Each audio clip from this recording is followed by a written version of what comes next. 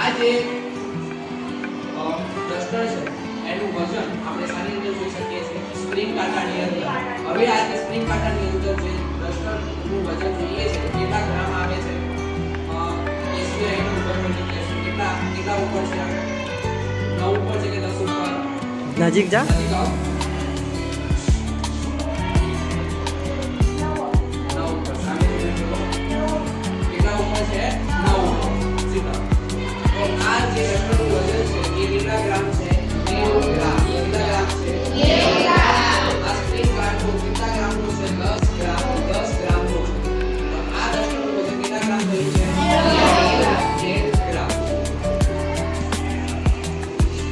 આપણે બેન્ચીસ ઉપર રાખીશું ડસ્ટરને અને ડસ્ટરની સ્પ્રિંગ કાંટા વડે ખેંચીશું. હવે જ્યારે ખેંચીશું ત્યારે એ કેટલું અંકન આવે છે એ અંકનને આપણે માપવાનું. હવે આ અંકન કેટલું માપન થાય છે એ માપન આપણે સ્પ્રિંગ કાંટામાં જોઈશું. સ્પ્રિંગ કાંટામાં જોઈશું ત્યારે હવે જો આ રીતે આપણે પરોવીને આ ખેંચીશું. સ્પ્રિંગ કાંટાની અંદર કેટલું અંકન થાય છે એ જોવા હરસી લાવશે.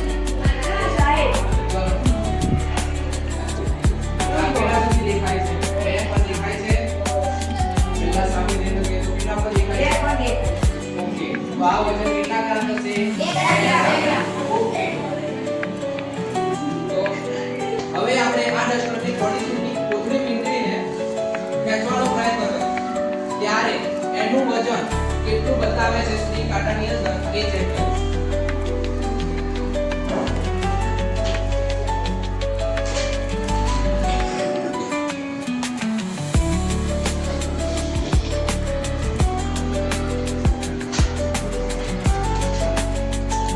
ઓકે આ જોવા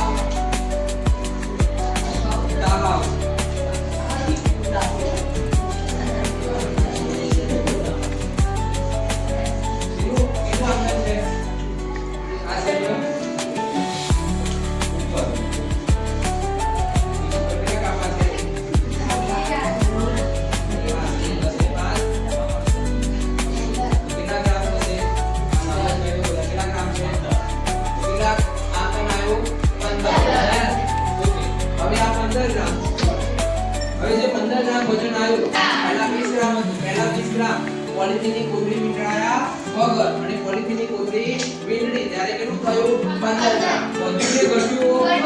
ઘટ્યું. તો આ ઘર્ષણ વધારે થયું કે ઓછું થયું કહેવાય? ઓછું થયું. તો શા કારણે પ્લાસ્ટિકની પોલિથીનની કોથળી વીંટળવાથી ઘર્ષણ શું થાય છે? ઓછું થાય છે. ઓકે તો આમ પદાર્થની ઘર્ષણ દ્રવ્યની જાત પર આધાર રાખે છે. હવે ત્રીજો હવે આપણે ડસ્ટરની ઉપર શું કર્યું તો કે સનનો ટુકડો વીંટાળી દીધો અને હવે આપણે સ્પ્રિંગ કાંટાને શું કરીશું તો કે એક બાજુથી ખેંચીશું. તો અહીંયા આપણે અવલોકન જોવા આવવાનું છે. અવલોકન જોવા આવશે આ શું નામ વાણી.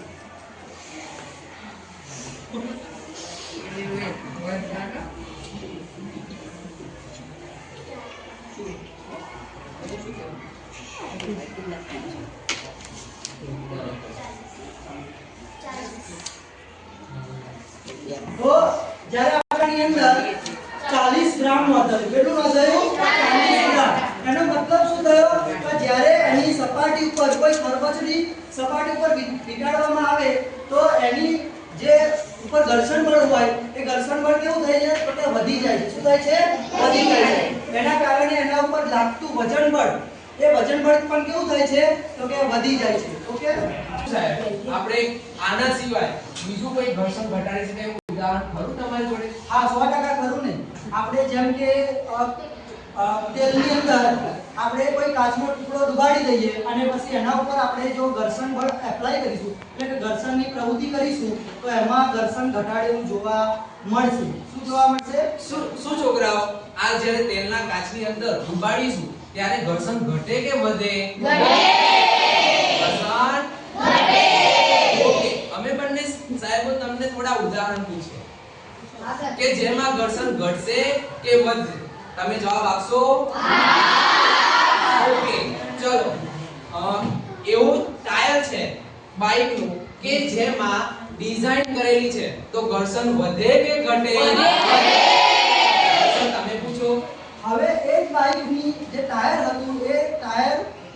ડિઝાઇન નથી તો ઘર્ષણ વધશે કે ઘટશે? ઓકે, હવે બીજું એક ઉદાહરણ પૂછું તમને. ઓકે, તો જો તમે જે ચંપલ પહેરો છે, ચંપલના તળિયાની અંદર ડિઝાઇન કરેલું છે, તો શું ઘર્ષણ વધે કે ઘટે? હવે તમે પૂછો.